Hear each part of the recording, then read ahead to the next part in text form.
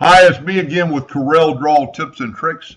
And somebody sent me an email on this file, and I do not completely understand what he's asking, but he said something about the guidelines are centered with the numbers. He's doing some key bobs made of anodized aluminum, and the numbers are, well, like that one's not particularly centered, but he mentioned, like the hole for the key chain itself.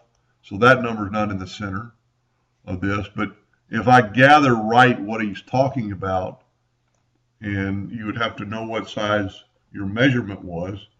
So let's make a copy of this first one by using the Smart Fill tool, and let's set our nudge factor on, let's say, 2 inches, and we'll nudge our Smart Fill down. Then we're going to go up and left click on no fill and right click hairline. We're going to have to go to range because this is a curve, and break it apart.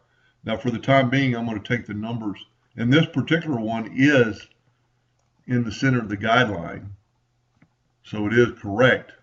And I don't, Ray, if you're watching this, which I know you will be, I don't understand why this is I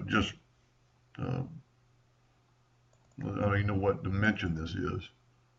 18 millimeters. I don't know what that. I don't know if that's just your thick. If you're just cutting out lines instead of trying to cut out lines, if you're just going to grade this and not fill it in. But this is how I would figure out the way to find. Let's say your key hole, and I'm holding down the control button, and let's make it that size, and we're going to just put it in the center of the object. And now we need to get it to that edge, and the easiest way to get it to that edge is we can move it over, but get it right on the edge, have that item selected, hold down your shift key and hold down that item, and then hit your letter L, and then hit your letter E, and that put it in the center of our sample.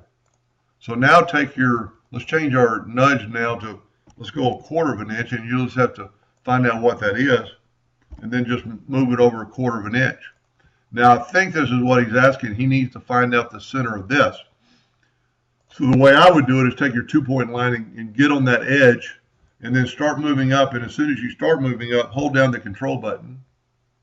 And now you're going to have a perpendicular line from that.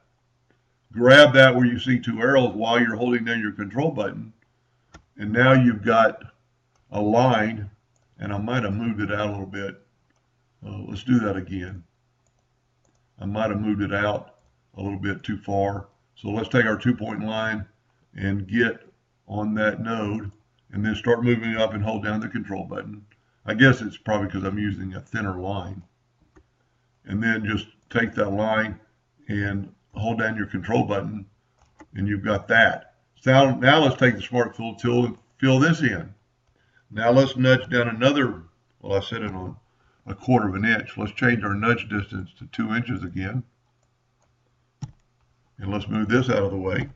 And now let's left click no fill, right click red.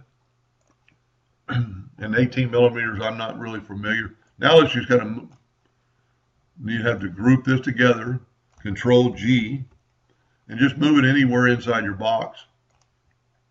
And with it selected first, then hold down your shift key and select both of them, and then hit C as in cat and E as in, let me do that again, EC, and then that way it's right in the center of your object.